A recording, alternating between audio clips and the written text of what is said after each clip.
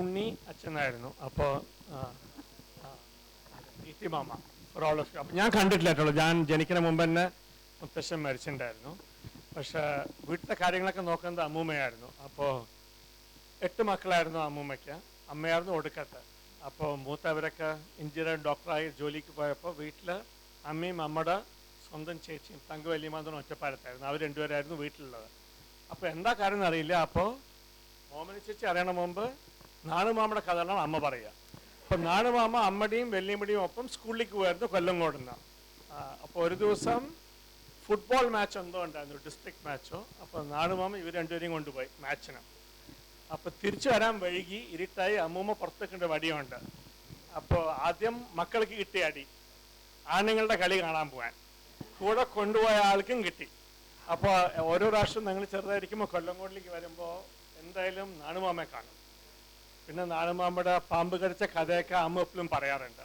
അപ്പോൾ അതൊക്കെ കഴിഞ്ഞിട്ടാണ്, കുറെ കൊല്ലം കഴിഞ്ഞിട്ടാണ് അശോകൻ്റെ അജയൻ്റെ അമ്മയും അച്ഛനും മദ്രാസിലേക്ക് വരുന്നത്. അപ്പോൾ അവർ താമസിക്കുന്നത് വീട്ടിൽ നിന്ന് വളരെ അടുത്തായിരുന്നു.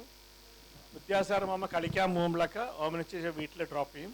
അവിടെ ഒരു അണ്ണാനഗർ ഒരു ക്ലബ്ബുണ്ട്, അവിടെ ബാഡ്മിൻ്റൺ കളിക്കാൻ പോവുക. തിരിച്ചു പോണ വഴിക്ക് കൊണ്ടുപോകും. അപ്പോൾ ആഴ്ചയിൽ എന്തായാലും ഒരു 1-2 ദിവസമെങ്കിലും ഒന്നിൽ അമ്മ അച്ഛനും അങ്ങോട്ട് പോകും, അല്ലെങ്കിൽ അവരിങ്ങോട്ട് വരായിരുന്നു. ഓമനി ചേച്ചിക്ക് അന്ന് തന്നെ എപ്പോഴും കംപ്ലൈൻ്റ് ആണ്, സുഖമില്ല, ഡോക്ടർ. അപ്പോൾ അറിയാത്ത ഡോക്ടർമാരില്ല മദ്രാസിൽ. അമ്മയ്ക്ക് എപ്പോൾ അസുഖമാണെങ്കിൽ അപ്പം മാത്രമേ ഓമനി ചേച്ചിയുടെ അസുഖത്തിനെ പറ്റി മറക്കും. അപ്പോൾ 97 മറ്റേ ഞാൻ ബാംഗ്ലൂരിലേക്ക് മാറണ മുമ്പ് അമ്മയ്ക്ക് ഒട്ടും സുഖം ഉണ്ടായിരുന്നില്ല. അപ്പോൾ അമ്മ വിളിക്കുന്നത് എന്നെ അല്ല, ആദ്യം ഓമനി ചേച്ചിയാണ്. അപ്പോൾ ഞാൻ ഓഫീസിൽ നിന്ന് വീട്ടിലെത്ര മുമ്പ് ഓമനി ചേച്ചി അമ്മയും കൊണ്ട് ഹോസ്പിറ്റലിലേക്ക് പോയിട്ടുണ്ടായിരുന്നു. അപ്പോൾ അവർ തമ്മിൽ ഒരു വളരെ ക്ലോസ് റിലേഷൻഷിപ്പായിരുന്നു. അമ്മയുടെ മൂത്ത ചേച്ചിയുടെ പേര് ഓമന എന്നായിരുന്നു. അപ്പോൾ അവർ ഓമന വല്യമ്മ എന്ന് വിളിക്കുമ്പോൾ അപ്പോൾ ഞാൻ ചോദിച്ചു, അപ്പോൾ എന്താ വിളിക്കേണ്ട പറഞ്ഞപ്പോൾ ഞാൻ ചേച്ചിയാണ്, വല്യമ്മയൊന്നും അല്ല. അപ്പോൾ അന്നോട്ട് ഇതുവരെയ്ക്കും ഓമന ചേച്ചിയെന്ന് ഞാൻ വിളിച്ചിട്ടുള്ളൂ. അമ്മയുടെയും അച്ഛൻ്റെയും ജനറേഷനിൽ ആരും ഇല്ല. അപ്പോൾ എല്ലാ 2-3 ആഴ്ച കൂടുമ്പോഴും എന്നെ വിളിക്കാറുള്ള ഓമൻ ചേച്ചിയായിരുന്നു. ഞാൻ ഒടുക്കം കണ്ടത് ഓഗസ്റ്റിൽ എൻ്റെ മകൾ കോളേജ് അഡ്മിഷന് പോകുമ്പോൾ ഞാൻ കൂടെ കാണിക്കാൻ പോയി. അപ്പോൾ ഒരു 2-3 മണിക്കൂർ ഇന്ന് സംസാരിച്ചു. അതായിരുന്നു ഓഗസ്റ്റ് കഴിഞ്ഞ കൊല്ലം. അപ്പോൾ അത് കഴിഞ്ഞിട്ട് പിന്നെ 2-3 മാസം കൊണ്ട് ഓമൻ ചേച്ചി മരിക്കുകയും ചെയ്തു. അപ്പോൾ അവർ നിങ്ങളുടെ ഒരു ഫാമിലി റിലേഷൻഷിപ്പ് നോക്കണമെങ്കിൽ ആ ഒരു ജനറേഷനിൽ ഒടുക്കത്തെ ആളായിരുന്നു ഓമൻ ചേച്ചി. അപ്പോൾ I surely miss Har more than everybody else. Thank you so much.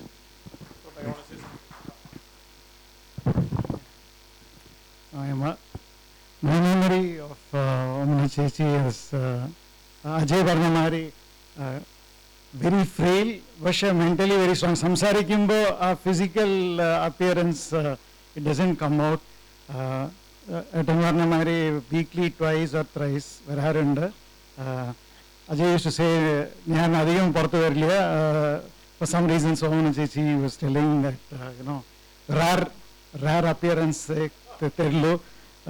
But when Ashok called me, I think last month, with a lot of affection, I decided that I'll come. I think I've known Asha Chichi, Shashet, and few of them. But Omni Chichi was an anchor, mentally very strong person, and we couldn't be in touch towards the end. But Uplam Indoor Madras Lila Ananagar Vetla, where they used to sit, and Vidyasagar Mamam scooter learn and dropping. Our memories of Plumandavum, and I am sure it was a life well lived, full of happiness, and let us all rest in peace. Thanks, Ashok and Ajay.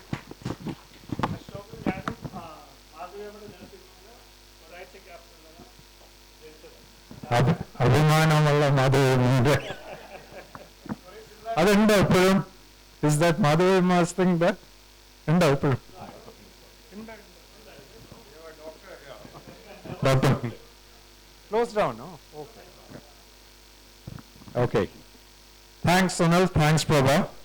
എനിക്ക് സത്യത്തിൽ സുനിൽ മലയാളം സംസാരിക്കുന്നതിൽ അസൂയ തോന്നുന്നുണ്ട്. കാരണം ഞാൻ എൻ്റെ ഈ ഡോക്യുമെന്ററിയിൽ എൻ്റെ വോയിസ് യൂസ് ചെയ്യണം പറഞ്ഞു. ഞാൻ ശരിക്കും ജിതിൻ രാംദാസിനെ പോലെയാണ് മലയാളം സംസാരിക്കുന്നത് അവിടെ. So I'm proud of that. അടുത്തതായി ഞാൻ KNG ഉണ്ണിയായിട്ട് നിങ്ങളുടെ ക്ഷണിക്കുന്നു.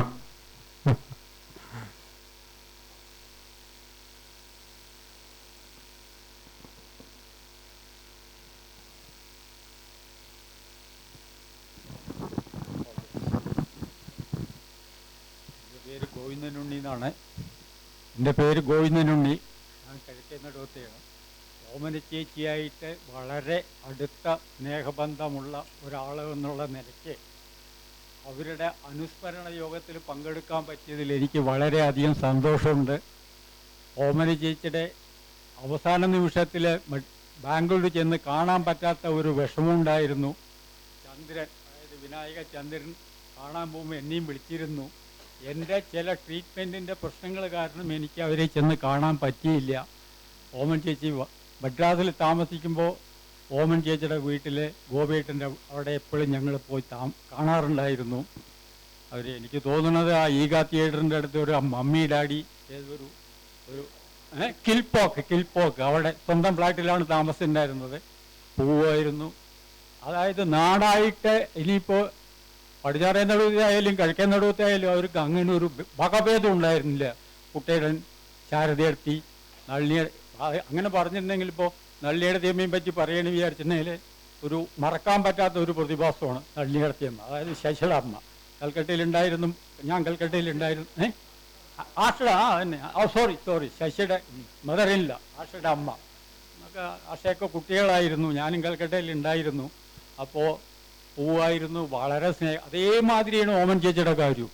ഓമൻ ചേച്ചി എല്ലാവരെയും ഓരോരുത്തരെ നാടെന്ന് പറഞ്ഞാൽ കുത്തനൂരെന്ന് പറഞ്ഞാൽ പിന്നെ അവിടുത്തെ അംബാസഡറാണ് നമ്മുടെ സുമ. അവരുടെ അതായത് ഓരോ ഇതുണ്ടല്ലോ. സുമ എന്ന് പറഞ്ഞിട്ടുണ്ടെങ്കിൽ അവർക്ക് ജീവനാണ്. സുമയെ പറ്റിയിട്ട് എപ്പോഴും സുമ, ജയൻ, വേണു, നാണൂട്ടൻ നാട്ടിൽ വന്നിട്ടുണ്ടെങ്കിൽ ഞാൻ ഓമൻ ചേച്ചിയെ കാണാൻ പോകുമായിരുന്നു.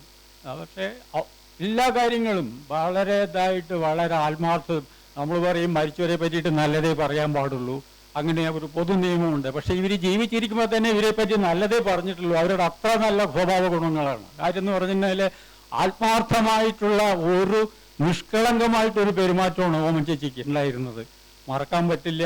എന്തായാലും ഇങ്ങനെ ഒരു വേദി ഒരുക്കി തന്ന അശോകനും അജയനും പ്രത്യേകം നന്ദി രേഖപ്പെടുത്തുന്നു. അവരുടെ ആത്മാവിന് ചിത്തശാന്തി നേർത്തുന്നു.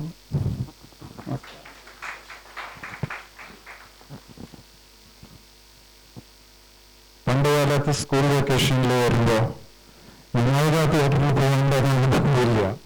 MGR സിനിമ നിങ്ങളുടെ MGR ചന്ദ്രേട്ടൻ വേദിയിൽ ക്ഷണിക്കുന്നു.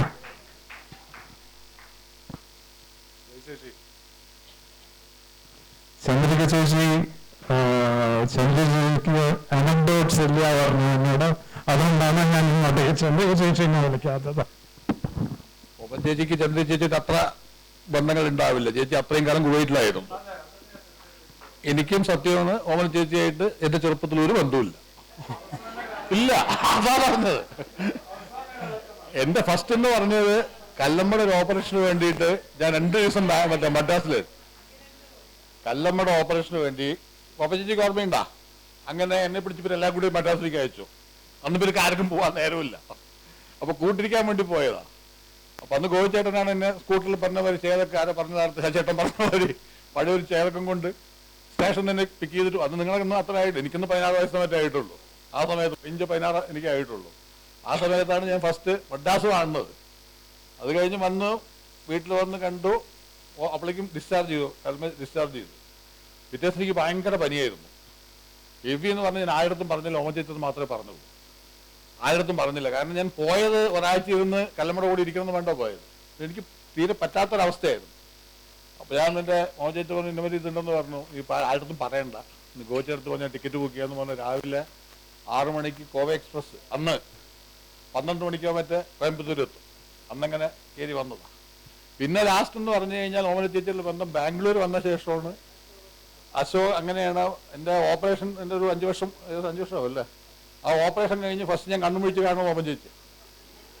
കാരണം അശോകൻ ഓമൻ ചേച്ചിയും കൂടി റൂമിൽ വന്നിരിക്കുമ്പോഴോ ഞാൻ ഓപ്പറേഷൻ തിയേറ്ററിൽ വന്ന സമയത്ത് മുമ്പത്തിരിക്കുന്ന ഓമൻ ചേച്ചി. അന്ന് ലാസ്റ്റ് വിസിറ്റ് ആയിരിക്കും. ഓമൻ ചേച്ചിയുടെ വെളിയിലത്തെ ലാസ്റ്റ് വിസിറ്റ് ആയിരിക്കും. പിന്നെ ഞാൻ പോകുമ്പോൾ ഓമൻ ചേച്ചി ബെഡഡ് ആയിരുന്നു, വളരെ മോശാവസ്ഥയിലായിരുന്നു. പക്ഷെ ബാംഗ്ലൂർ പോയാൽ ഓമൻ ചേച്ചിയെ കാണാതെ വരാനില്ല. അതൊരു ഇതായി ഒരു ചടങ്ങായി പോയി കൊടുക്കാതെ. അതൊക്കെ തന്നെ ഉള്ളൂ. പിന്നെ ആലുവയിലത്തെ പോയിരുന്ന് തിരിച്ചു വരുമ്പോൾ കോഴിച്ചേട്ടൻ അവിടെ കയറിയിട്ടേ പോവുള്ളൂ. അത് തിയേറ്ററുള്ള സമയം അച്ഛൻ, അമ്മ, വലിയമ്മ ഉള്ള സമയമായിരുന്നു. അപ്പോൾ കുറച്ച് നേരം വന്നിരുന്ന് സംസാരിച്ച് പിന്നെ കുത്തുരൂപായ കാണോ മാമ, അത് പിന്നെ പറയേണ്ട കാര്യമില്ല. നമ്മുടെ എല്ലാവർക്കും അങ്ങനെ ഒരു ആളാണല്ലോ. അത്ര തന്നെ ചേച്ചി എന്ന് പറഞ്ഞു കഴിഞ്ഞാൽ ഇടയ്ക്കിടയ്ക്ക് വിളിക്കാം. എന്നെക്കാട്ടിലും പിന്നെ രജയെ വിളിക്കാൻ തുടങ്ങി. അല്ല, ചന്ദ്രേട്ടൻ ഫോൺ എടുക്കാണ്ടാവുമ്പോ എന്റെ അടുത്ത് വിളിക്കും. എന്റെ അടുത്ത് വിളിച്ചിട്ട് പറയും, ഇടയ്ക്കൊക്കെ വിളിക്കൂ, നമ്മുടെ അമ്മമാര് പറയുന്ന പോലെ തന്നെ ഇടയ്ക്ക് വിളിക്കൂ, നിങ്ങളൊക്കെ വിളിക്കുമ്പോഴല്ലേ നമുക്ക് ഒരു സന്തോഷം എന്നൊക്കെ പറഞ്ഞ എല്ലാ കാര്യങ്ങളും പറയും. മെയ്കുവിന്റെ ഹസ്ബൻഡും അവരൊക്കെ എല്ലാവരും, ഗ്രാൻഡ് ചിൽഡ്രൻ എല്ലാവരും. പിന്നെ ആ ചേച്ചി പറഞ്ഞ പോലെ ഷീസ് ബ്ലെസ്ഡ് ബിക്കോസ് അജയനെ പറ്റി പറയുമ്പോൾ പറയണത് എന്താന്ന് വെച്ച് കഴിഞ്ഞാൽ ഞാൻ എന്ത് ചോദിച്ചാലും അജയൻ എനിക്ക് ചെയ്തു തരുന്നത്. പിന്നെ അശോക് പ്രമി ശരിക്കും പറയാണ്ടിരിക്കാൻ വഴിയില്ല. കാരണം ആ ലാസ്റ്റ് ടൈമിലൊക്കെ ഞങ്ങൾ പോയപ്പോ ശരിക്കും ആ സമയത്ത് അശോകനൊക്കെ ഭയങ്കര ഡെസ്പായിരുന്നു. മാക്സിമം അവന് പവർ കൊടുത്തത് ഞാനാ, അതല്ലാന്ന് പറയാൻ പറ്റില്ല. അശോകനെ പിക്ക് ചെയ്ത് കൊണ്ടുവന്ന് പോകുന്ന സമയത്തൊക്കെ നന്നായി പിക്ക് ചെയ്തിട്ട് അവിടെ പോകാറില്ല. 1 മണിക്കൂർ 1.5 മണിക്കൂർ ഇരുന്നിട്ട് തിരിച്ചു പോകാറില്ല. അപ്പോഴേക്കും ഒരു എനർജി ആയിട്ടുണ്ടാവും. കാരണം ആ അവസ്ഥ അങ്ങനെ ആയിരുന്നു, ഓമചേതയുടെ അവസ്ഥ അങ്ങനെ ആയിരുന്നു. എന്തായാലും ആത്മാവിന് നിത്യശാന്തിക്കായിട്ട് എല്ലാവർക്കും വേണ്ടി ഞാനും പ്രാർത്ഥിക്കുന്നു. Okay, thank you. ചന്ദ്രേട്ടൻ ഒരു ദിവസം വന്ന് ബാംഗ്ലൂരിൽ വന്നപ്പോ അമ്മന്റെ കൂടെ ഇരുന്നിട്ട് ഭയങ്കര ഉപദേശമായിരുന്നു.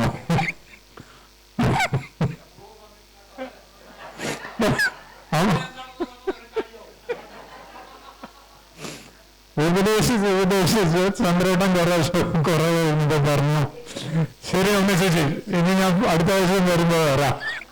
ചന്ദ്രേട്ടൻ എന്നിട്ട് ഞാൻ ഗേറ്റ് വരെ പോയി, നമ്മൾ രണ്ടുപേരും ടാറ്റാ ബാബയൊക്കെ പറഞ്ഞു. ചന്ദ്രേട്ടൻ പോയി, ഞാൻ ഉള്ളിൽ റൂമിൽ പോയി പറഞ്ഞു, അവൻ എന്നെ ഉപദേശിക്കാതെ പോയി പണി.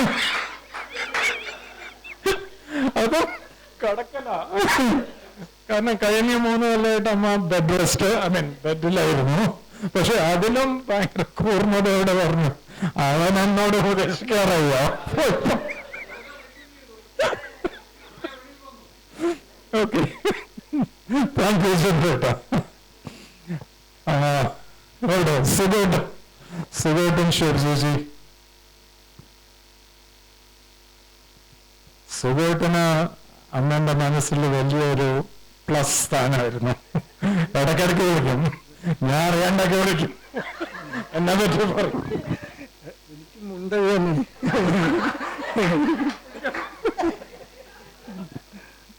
നമസ്കാരം എല്ലാവർക്കും. എനിക്ക് ആദ്യം ചേച്ചിയെ ആദ്യമായി കണ്ടത് ചെറുളേറ്റ് കുന്നകാലത്താണ്. അത് ആ ഓർമ്മ. പിന്നെ അവർ തൃശ്ശൂർ താമസിക്കണമായിരുന്നു അല്ലേ അന്ന് ചേച്ചി പഠിക്കുമ്പോൾ? ഞാൻ ഒരിക്കൽ അവിടെ പോയിരുന്നു. അപ്പോഴൊക്കെ അച്ഛൻ ലീവില് ഞങ്ങളെ അമ്മമ്മയുടെ കൂടെ ആയിരുന്നു, ഞാൻ ഉണ്ടായിരുന്നു.